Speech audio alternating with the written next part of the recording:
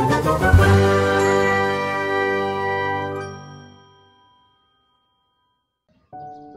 halo. Ini tadi sambil menikmati aroma dupa. Ini dupa Yoga Gaharu ya. Yoga Gaharu. Panjangnya 22 cm. Enak nih buat duduk jeda gitu. Menikmati hening.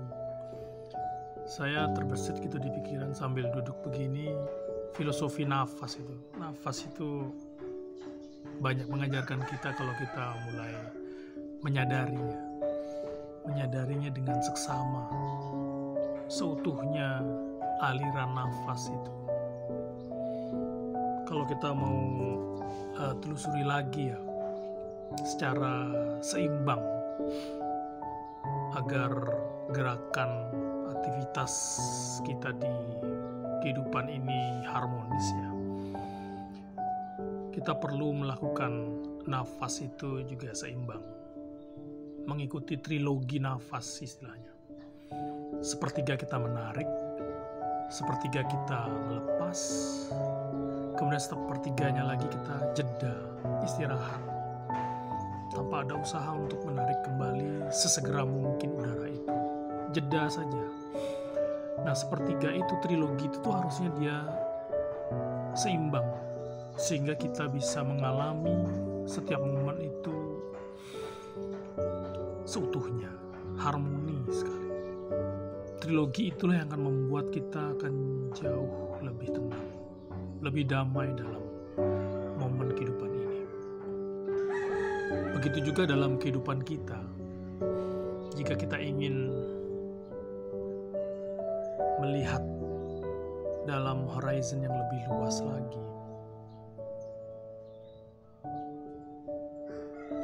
waktu yang kita jalani selama 24 jam itu harusnya bisa kita bagi menjadi trilogi sesuai dengan filosofi nafas.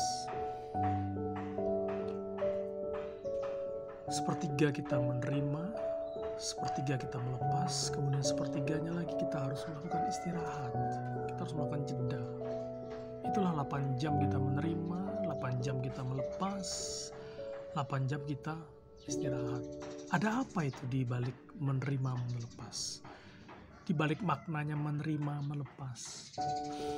8 jam kita melakukan aktivitas untuk menerima aliran-aliran energi, rezeki, kesenangan, sukacita, duka, apa saja yang dilabeli oleh pikiran kita. Derita, suka, gembira, itu kita terima. 8 jam itu kita lakukan dalam usaha kita menerima. Kita mencari rezeki, kita mencari teman, kita mencari relasi, apa saja yang ada kaitannya untuk energi-energi itu masuk mengalir ke dalam kehidupan kita ini. Kemudian sepertiganya lagi dalam kehidupan itu, 24 jam itu ya 8 jamnya lagi dia melepas, usaha menata, usaha melayani, usaha memberikan sesuatu, meninggalkan jejak-jejak positif.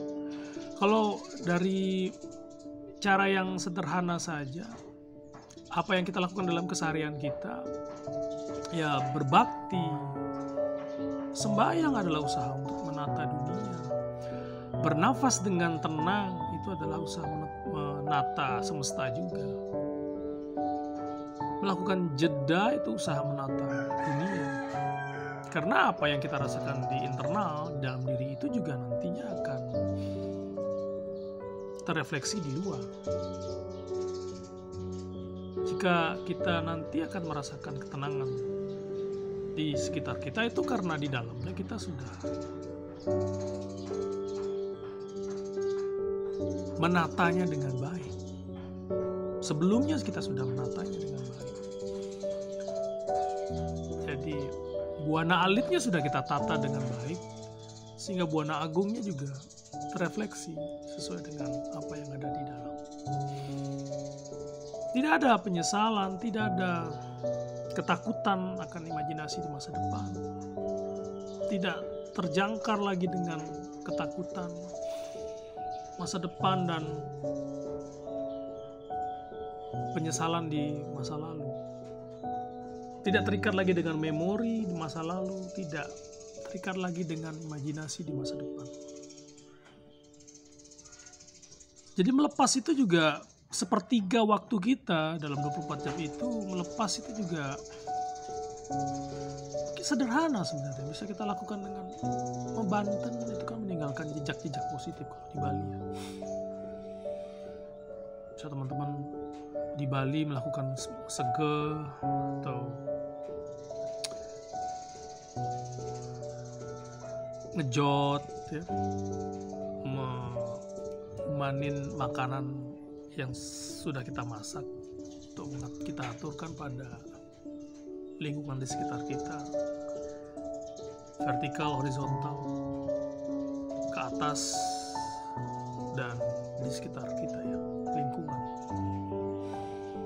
Untuk anteprete, sang anteprete, kita mengaturkan terima kasih kepada setiap kehidupan yang mungkin awalnya kita tidak anggap itu eksis ya, karena saking kecilnya, mikro ya, semut, bakteri, tanaman, hewan-hewan yang telah membantu kita, mereka sudah meninggalkan tubuhnya untuk kita gunakan dalam melanjutkan kehidupan kita. Kayak kita aturkan, itu istilahnya kalau di Bali itu sang anteprete. Kita mengaturkan terima kasih dalam rangka itu. Kita ngejot itu mengaturkan Banten Saiban itu dalam usaha kita bersyukur, mengaturkan rasa terima kasih kepada sang anteprete. Istilah dari semua binatang-binatang, hewan-hewan, tanaman, makhluk-makhluk yang sudah merelakan kehidupannya untuk kehidupan kita. Kita ucapkan terima kasih.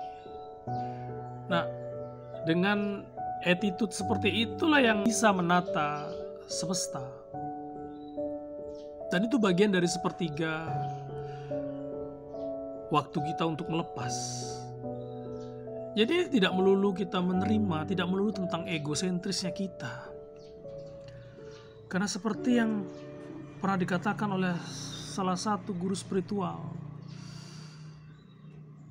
keakuan, egosentris itu adalah bibit dari kekotoran batin yang membuat kita mengakali banyak situasi, yang membuat kita bisa melakukan upaya apapun bentuknya untuk bisa mencapai itu, untuk bisa mencapai keinginannya, ego, untuk memenuhi semua hasrat memeluk dunia.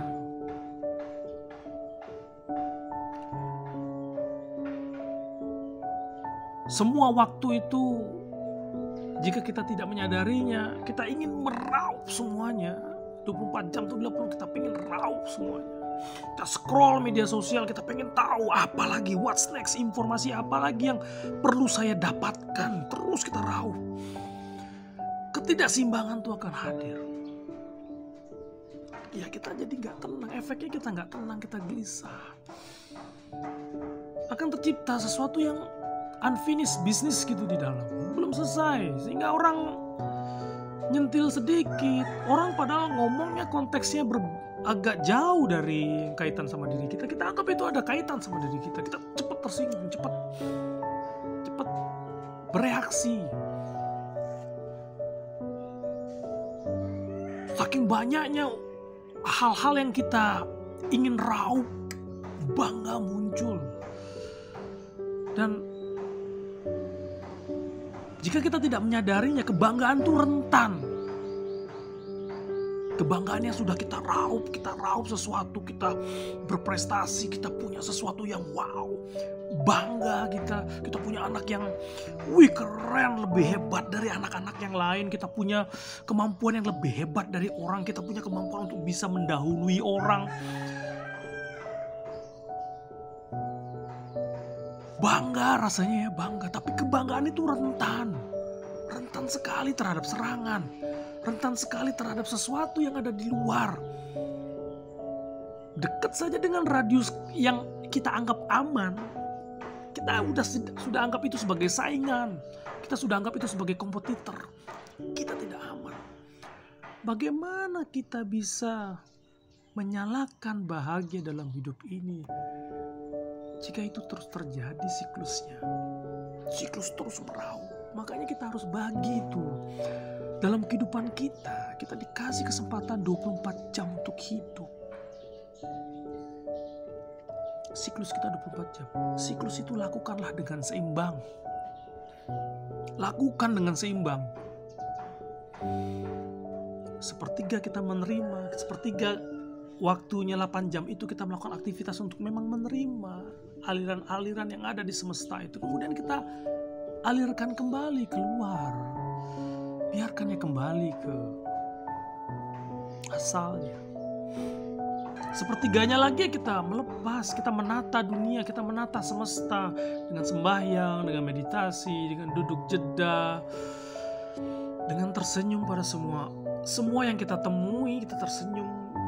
Momen-momen, orang, siapapun kita tersenyum. Tata dunia dengan senyuman kita. Melepas dengan pelayanan. Jadi teman-teman yang sudah bergerak di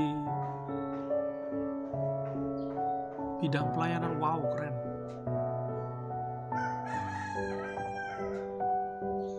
Namun tetap ya harus seimbang. Gak semuanya full di pelayanan. Tetap harus ada tarik, masuk, keluar, seperti nafas.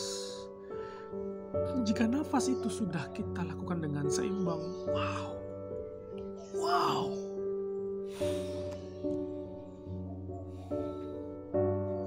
Ditemani dengan aroma dupa ini enak banget rasanya. Enak banget ini enak, bawaannya pengen nyerocos yang santuy-santuy gitu dengan dupa yoga gaharu ini. Enak.